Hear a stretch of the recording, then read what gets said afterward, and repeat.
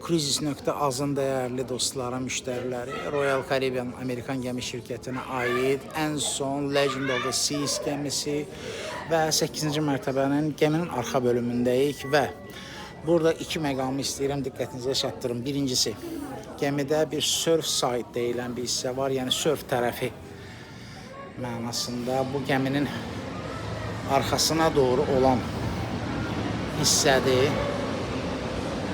Burada istər böyüklərin, istər uşaqların çox gözəl və həddindən artıq unudulmaz vaxt keçirəcəkləri məkanlar var, karusellər var, oyun yerləri.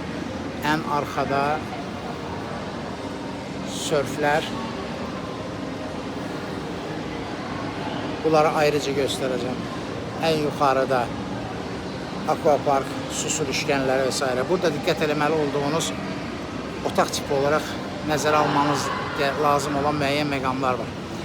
Əgər surf side olaraq balkonlu otaqlardan söhbət gedirsə, bu tip otaqlardan gedir söhbət. Yaxşı, bax, bu şəkildə davam edir. Eləcə də digər tərəf. Gəmi iki qanadlı olduğu üçün bu şəkildə balkonlu və surf side olanlar burada yerləşir. Eyni zamanda dənizə baxan hissə var. O dənizə baxan hissə bunun digər tərəfidir. Amma surf side balkonlu olaraq və yaxud surf side pəncərəli olaraq otağınız var isə, deməli ki, bu hissəyə baxacaq. Bu surf side hissəsi. Bir də gəmidə Central Park hissəsi var. Hansı ki, minlərlə canlı bitkidən söhbət gedir ki, reallıqda gəminin daxilində yer alır və istər gəzinti üçün, istər şəkil çəkdirmək üçün xoş anların axşam saatlarında və s. ən gözəl məkanlarından biri Central Park. Bu şəkil. Həmən girişdə və burada da əlbəttə mağazalar, kafelər qulluğunuzdadır. Okay. Burada da həmçinin baxın, kifayət qədər uzun bir məsafə və bütün bu hamısı park ərazisi sayılır. Central Park ərazisi sayılır. Mağazalar. Burada da diqqət eləməli olduğunuz məqamlardan, əgər bir diğer videolarımızda göstermiştim size.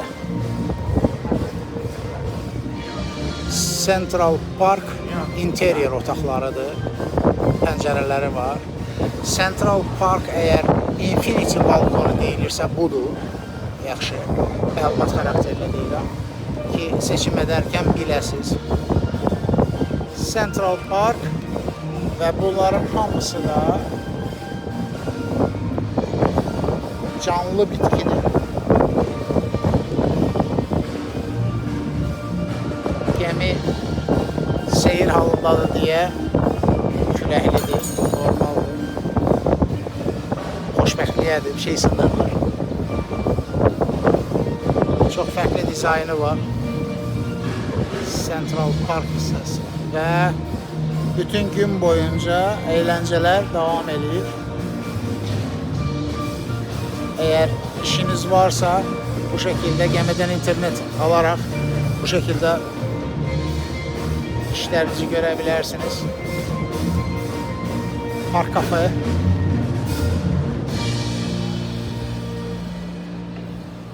Ve hələ biz devam edirik ki, bu Central Park bölümü devam edir. Surfside hissəsini ayrıca çekip size göstereceğim.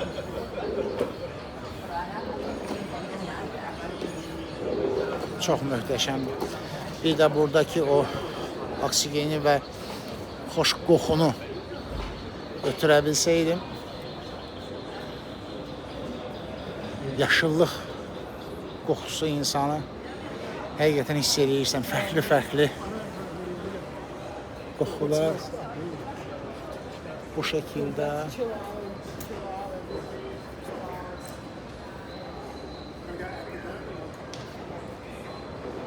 Çox böyük və nəhəng bir gəmidir, həqiqətən.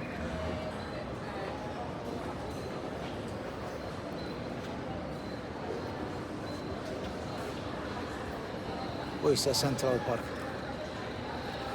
Otaq növləri ilə əlaqədar məlumatları verdim. Əgər Central Park olaraq normal balkonlu otaq istəyirəm desəniz, o zaman burada gördükləriniz bunlar normal balkonlu otaqlardır. Infinity deyil.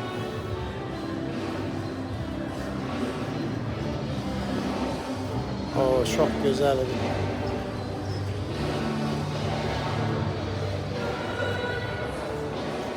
Özel bir tədbir olacaq. Ona hazırlıqdır.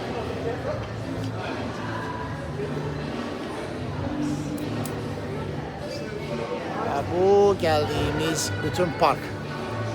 Gəmidə müxtəlif yerlərdə rahat bir şəkildə harada olduğunuzu görə bilməyiniz üçün bu şəkildə istiqamətləndirici lövhələr yer alır. Bax belə dostlar, Central Park möhtəşəm.